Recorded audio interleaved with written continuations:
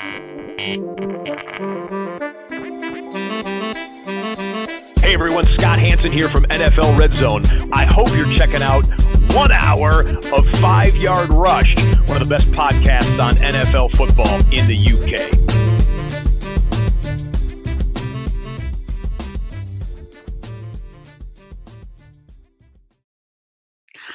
What's happening, Rush Nation? It is Monday. It is time for a new Waiver Wire podcast, video, wherever you're watching or listening to this.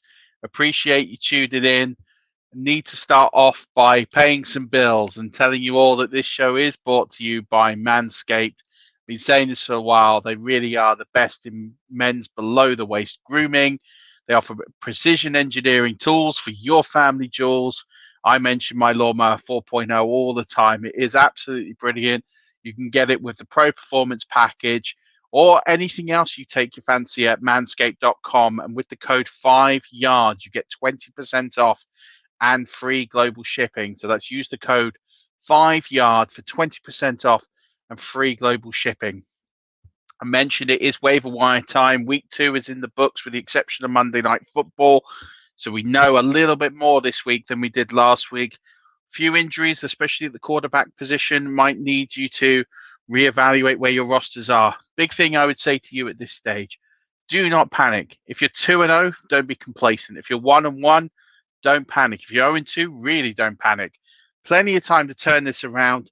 We just need to get better on the waiver wire. We need to make sure we're getting the right players, making smart ads, making the right decisions for our rosters. And that's what myself and everyone here at 5 Yard is here to help you with. So mentioned this a number of times. There's lots of different shows this week. We've got the flagship show coming later on, which is an absolute blockbuster guest, someone who is going to make us all a little bit smarter, including myself.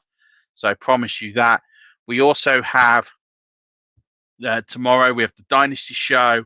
We have the DFS fan team show going live tomorrow night. We're back with the game show on Wednesday. Apologies, that didn't happen this week. A few family things got in the way of that. It will be back this week for sure. Thursday, we're going to be premiering the IDP video. We've got the college video as well. Lots of other podcasts, matchups podcasts will be dropping as well. So lots going on across the network. Already the Waiver Wire article is up. There's going to be more articles through the week. Let's all win together and let's all get some ships. But let's start with this waiver wire. Let's start with the quarterbacks this week. And a name that I put on last week's list has made it here again. Kirk Cousins, 24.5% owned. He has Seattle in week 3. Really good matchup. Should be another shootout. He's been involved in 2 shootouts already.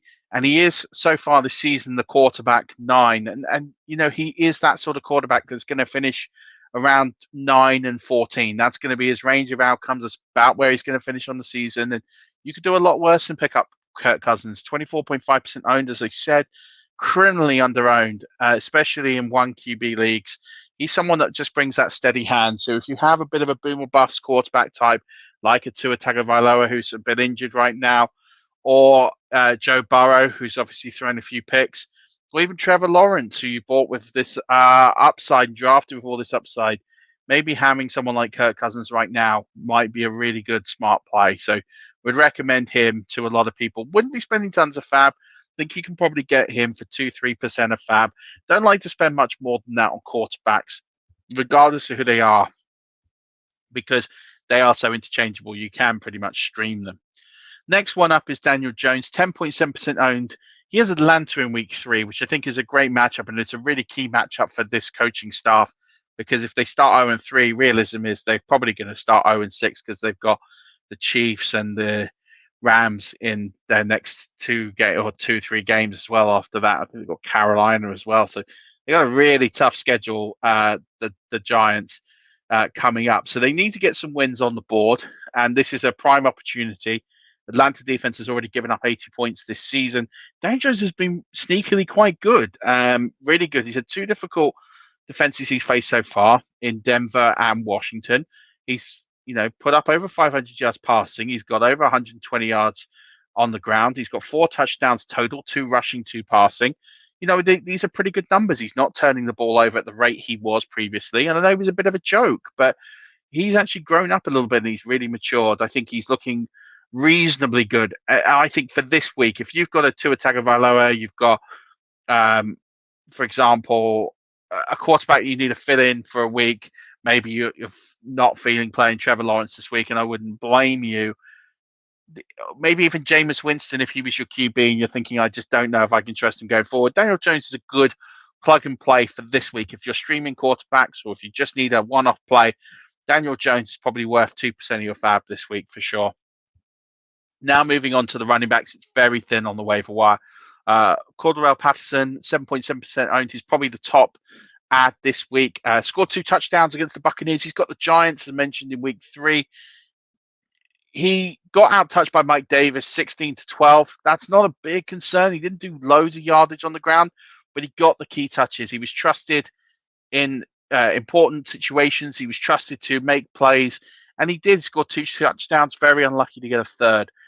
He stepped just out of bounds. It was a good tackle, actually, that pushed him out of bounds. I think it was Mike Edwards. And just sort of got him out of bounds and got him to step out. Otherwise, he would have been in for the. Well, he did run it in for the score, but it was brought back. And that's what's really key is he's making plays. He looks more explosive, looks more powerful than Mike Davis right now, and he is the 1B. When Gorman was inactive, speaking truthfully, Patterson really is a sort of a flex at best play most weeks. He's not worth spending a lot of fab on. It's very thin. So I wouldn't be spending more than 10% of my fab on Patterson. Even that feels a little high, but I think if you're in the situation where you need a piece, you might need to invest. You might need to do that, and that's fine. I think other than that, I don't think I'd be going too heavy on any running back because they're just at this point shots to try and get odd production, and I don't think Patterson's ever going to be more than at best a flex play most weeks. So add him, but don't add him. He's not like Elijah Mitchell due for this big role or potential breakout. Chuba Hubbard is the other ad. He's 11.9% owned. He has Houston in week 3 on Thursday Night Football. This is a stash play. I'm not projecting him to do anything incredible on Thursday Night Football. But CMC did miss time. He did miss games last season, and he did miss some snaps on Sunday against the Saints. It turned out to be cramp. It was nothing major. He came back into the game. But any time CMC misses, his backup is highly valuable. And in fact, Chuba Hubbard should be more than 11.9% owned. He will be primed for a very big role if CMC goes down. So he's worth 5% of your fab. It is a shot. It is an absolute shot, especially if you're. I think this is the sort of shot I'd be looking at if I'm 0-2 in particular, because yes, it might not pay off. You might get absolutely nothing for this 5% of fab that you might invest in Chuba Hubbard. But also, and we don't pray for this, but if CMC goes down, he is primed for that role. He is primed, not necessarily for all of that role, but he's primed. We saw it with Mike Davis. Mike Davis was almost an RB1 last year. In fact, he was an RB1 for most of the year. Just by filling in for Christian McCaffrey. So Chuba Hubbard is someone that needs to be owned. Other plays you should be thinking about picking up here. Tony Pollard is 38.6% owned. He got 13 carries for 109 yards, and he also had 3 catches for a further 30-odd yards, and he did score on Sunday for the Cowboys. And I don't think that's going to be standard production every single week, but I do think Pollard is someone who's going to get more touches. And again, he is a prime candidate for if Zeke goes down, he's going to be in for a monster role. And they couldn't get the ball going in the air. You know, Dak Prescott didn't. He looked all right yesterday, but he didn't get in the end zone with the ball in the air. You know, they did this on the ground. They did pound their way to victory against the Chargers. And I think Tony Pollard is going to be key to this game going forward. So I would add Tony Pollard. I think you can get him for 5-6% of your fab. I'd imagine most leagues with this fab, he might already be owned, 38.6% owned. But I'd be investing some fab in Tony Pollard and having him because, again, he is that shot to you potentially having a league winner should the worst happen to Zeke Elliott. Latavius Murray's 50.1% owned. He got 9 touches for 36, which isn't that productive. It isn't that great. Tyson Williams got the majority of the work. I think he got 13 carries for 77 yards. But it's getting even. You know, that is a heavy run game. Murray's still new. He's still picking up the offense. He's still picking up the reads. I don't think Murray is going to usurp Tyson Williams. I do think this is a 60-40 role, but a 40% role of the Ravens is still a valuable piece to have. And he's 50.1% owned, so that's telling you that people do also value that. We'd be spending loads of fab on Murray, again, couple of percent maybe if he's free, but I'd be adding him and stashing him, maybe not over Pollard or Chuba Hubbard, but I certainly would be adding him moving forward. One quarterback I did miss was Justin Fields, 48.5% owned against Cleveland. He could very well be the starter on Sunday, depending on what's going on with Andy Dalton. And if he is, he's so athletic. He's great on the ground. He's going to rack up yards on the ground. He is going to be a bit of a cheat code. So you should be getting him. Again, I don't like to invest too much of my fab on quarterbacks, especially in a 1 QB league. And in a 2 QB league, he's clearly going to be gone.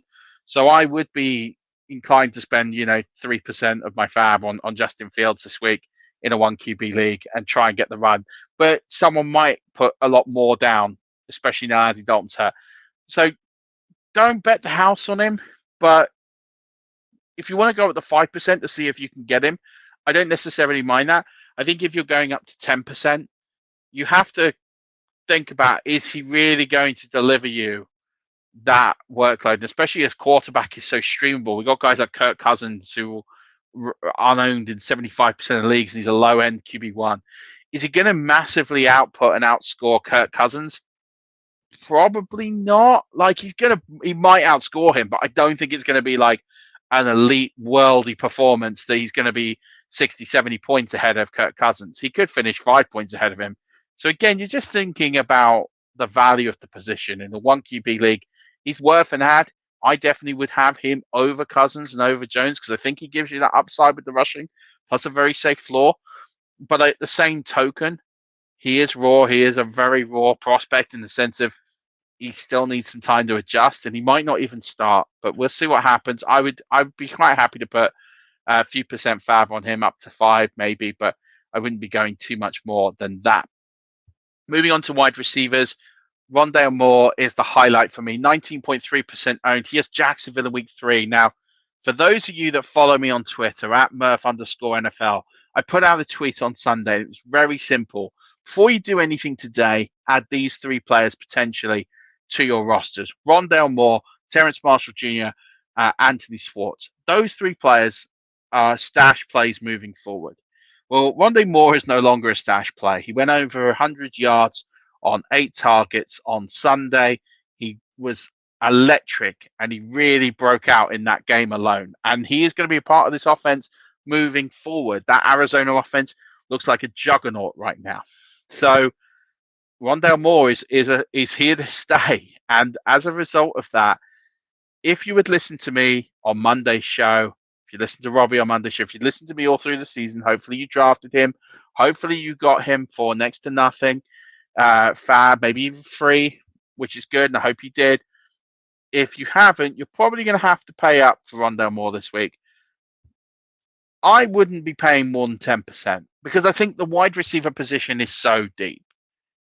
And I think 10% might even sound a lot. And I think if you want to go to 11%, 12%, 13% to make sure you get him, I understand that, and I could accept and live with that. I think any more than that, I'd be prepared to lose him because someone might put 20, 25% of fab on Rondale Moore, and he might go on to have a very good season. But I'd be wanting to hold a little bit of my fab back in case a premium running back comes on that I like, an Elijah Mitchell, but maybe we saw last year with like a James Robinson and Mike Davis. I'd be wanting to save my fab for those sorts of guys who can be league winners. And I think one of them will be very good. But I don't know if he's a league winner. I think he'll put on very productive numbers moving forward. It's why I want him on my rosters. It's why I've got him on a lot of my rosters. But I'm just cautious of spending all that fab and missing out on a potential playmaker league winner. So just be conscious of that. Don't mind you paying up, maybe even a tad over the odds. But that 10% figure feels about right to me for Rondale Moore. Tim Patrick's another one, 12.6% owned. He has the Jets in week 3. are the Jets. I mean, they draft Zach Wilson. He had an absolute nightmare, but I'm gonna give him some credit. I mean, listen, now the first pick was thrown into traffic. The second pick, it's chipped. It's not his fault. Third and fourth picks are horrendous. Don't get me wrong. And I feel for him. I feel for him because I don't think he was put in a position to succeed. But what I admire of him is after he threw the fourth pick, he actually looked quite good. You could say the game was over. It was softer coverage, and that's all good and done. But I think he showed some character going forward. But it's still a plus matchup for the Broncos against the Jets, who, let's talk about starts. I mean, the Broncos schedule to start off. I mean, they get the Giants, the Jags, and now they get the Jets. Like you couldn't have you couldn't have handpicked three better games to start your season. I just think that's madness how you start with them, but they have. That's the schedule. Tim Patrick is someone who I talked about last week. He's someone I think you should have added. He scored. They do spread the ball around. Teddy Bridgewater does spread it around a lot. KJ Hamler's also one that's worth mentioning to add here potentially. I wouldn't spend a lot of fab on Tim Patrick, 2%, 3%, maybe up to 4% on him. I wouldn't be dropping loads on him. I think he's a short-term play and he'd be fine. But I don't think he's going to give you elite production. So I'm happy to add him. I think you should target him, but he's not someone I'll be spending big money on. Darius Slayton, 3.4% owned. He has Atlanta in week 3, so again, great matchup. And I actually think for this is a 1-week streaming play with the view to potential long-term, maybe flex consideration. But I think this week, he is an absolute smash play for your flex. He scored against Washington on Thursday Night Football. I predicted to score against the Falcons on Sunday because the Falcons can't cover anyone. I mean, anyone that leaves Rob Gronkowski open 4, 5, 6 times deserves to have 48 points put up on them. And the Buccaneers probably left points out there as well. So I really think that Slayton is a good bet to especially if I'm 0-2 and I'm thinking I need to take a gamble. I need to do something different. There's players on my bench who just aren't producing. They aren't doing anything for me. I'd be dumping one of those. I'd be getting Darius Slayton for 1%, 2% of fab. Make sure I get him. And I'd be taking a chance on him this week because I think he's someone that can produce you a pretty good week. I don't think he's a long-term, huge, must-own play, but I think he has week-to-week flex appeal. And, 3.4% owned, he's going to be available in almost all of your leagues. So I'd be getting into Darius Slayton, and I'd be hoping that he delivers from my flex next week. Other receivers to mention here, Sterling Shepard, if he's free, he's owned in 54.6% of leagues. He's had 19 targets in 2 weeks. He's led the team both weeks. He went 9 for 94 off 10 targets on Thursday Night Football. He's clearly the alpha. It's not Kenny Golladay in that offense. He's got the rapport with Daniel Jones. I'd be adding him if he was available. I'd be spending 5, 6% of my fab on Sterling Shepard. Darnell Mooney, 49.3% owned. He has Cleveland this week. He's had 15 targets in 2 weeks and 11 receptions. But this should go up if Fields is the quarterback going forward. There's clearly some connection there. So I'd be spending 3, 4%, maybe even up to 5% on Darnell Mooney as well. And stash plays, I'd be looking at, mentioned these guys last week and earlier in the podcast, KJ Osborne, Terrence Marshall Jr., Anthony Schwartz. Those 3 guys are worth 1% of your fab right now because when they break out, and I expect them to go for 10, 15 times that. So if you've got just a dead spot on your roster, maybe an IR spot, I would be adding these guys. Anthony Schwartz looks like right now him and KJ Osborne look like the 2 right now that are going to make the more immediate impact. Anthony Schwartz, although he didn't do anything on Sunday, he was questionable. Just keep an eye on his health. But with Landry and with OBJ question marks moving forward, Anthony Schwartz could be primed for a role there. KJ Osborne scored a big touchdown, I think first play, second play of the game for Minnesota, and he's someone that has got that sort of splashy ability. Now, he is the 3 in a non-pass heavy offense, but he is going to get work. He is a potential flex consideration most weeks. Terrence Marshall Jr., I expect to really break out second half of the season. I don't expect him to do much this week. He wouldn't be in my lineups for this week at all. Moving on to tight end, Jack Doyle, 0.7% owned. He has Tennessee this week. Jack Doyle, and I talked about Jack Doyle quite a lot in the offseason. I think he was a guy I just felt you could get for free at the end of drafts. And I said, Carson Wentz, he likes his tight ends. He's someone who is going to pick up and target the tight end. And it looks like Jack Doyle is that guy. Not a lot of people seem to be picking this up. He got the 2-point conversion.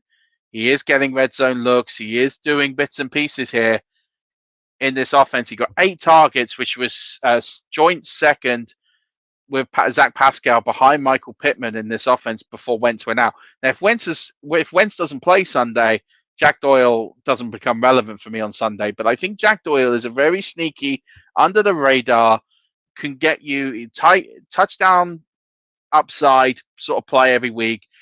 I think he's someone that's going to be at best most weeks in consideration for that very low end tight end 1, high end tight end 2. But if you're struggling for production from the position, Jack Doyle, you could do a lot worse than him. Pat Freiermuth is another one, 4.4% owned. He has Cincy this week. I think a lot of us predicted that Pat Freiermuth would probably take over this role, but it was a bit ambiguous with Ebron, what was going to happen. I had Ebron in a few places thinking, well, Ebron will hold on to this first half of the season, and then I'll just change out and pick up who's the next up-and-coming thing. But it looks like Freiermuth has actually usurped Ebron now. He got the start, which isn't the end-all be-all, but he's getting the targets. He's getting the production. It's not yielding huge results right now, but Deontay Johnson got hurt on the very last play of the game. And if he is out, that's potentially opening up some targets for Pat Freiermuth, because Johnson is that sort of short target radius over the field. And I think Freiermuth could be picking up some of those. Maybe Ebron goes back and gets some of those. Something to consider. But Freiermuth is 4.4% owned. If you need a tight end, he's not a bad play either. Kickers. Let's start with, I've just got the one for you. Let's start with the kicker 1 in fantasy football right now. It's Daniel Carlson. He is available in 82% of leagues. He's only 17.8% owned. And he has Miami in week 3. And that typically would be a bit of careful here. But that defense might make some stops. But more importantly, they might not have Tua this week. And if they don't have Tua, they're not going to move the ball that well. They got shut out against the Bills. It looks like that the Raiders could get more possession this week than perhaps they might have expected to if Tua doesn't go. And that just means more opportunities for Daniel Carlson. So 17.8% owned for the kicker 1 in fantasy football right now. Go by Daniel Carlson. He will not be on this waiver wire list again, I'm sure, because his ownership will go straight up. And then the last one, the DST.